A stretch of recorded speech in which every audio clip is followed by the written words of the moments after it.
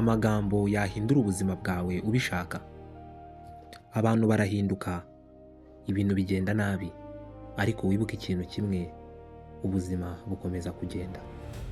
Ubuzima ubamo bufite agaciro cyane kuruta amagambo uvuga.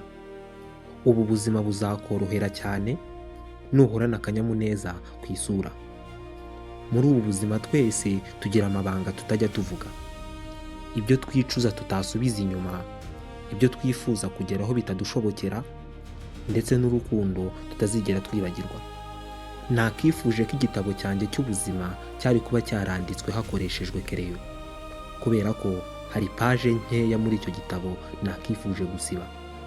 Rimwe na rimwe hari igihe ibibazo ari byo dukeneye muri ubu buzima, kubera ko iyo ubu buzima twari kububamo nta bibazo duhura nabyo cyangwa imbogamizi, ntacyo twari kugeraho, ntabwo twari gukomera nk'uko tumeze ubu ngubu. Buri kintu cyose uzabona uzagiha amahirwe mu buzima bwawe, kugira ngo uzirinde kuzicuza nyuma.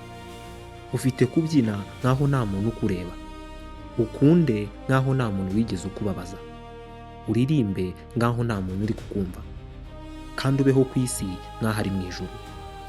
Ubuzima bugizwe no kugwa, ariko kubaho bigizwe no kumenya aho waguye, hanyuma ugahaguruka ugakomeza urugendo. Ikintu cya mbere kigoye muri ubu buzima ni ukuba wowe ubwawe, muri iyi si ishaka gutuma uba nk'undi muntu uwo ari we wese.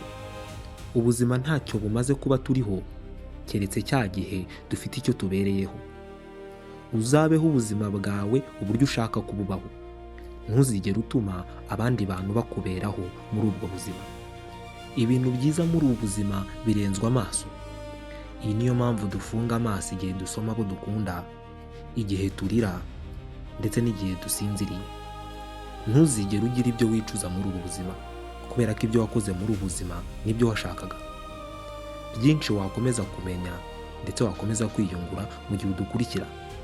Njye wumvaga nitwa King Jideo. Iki ni ikiganiro Isi n'abayituye. Nawe ubutaha.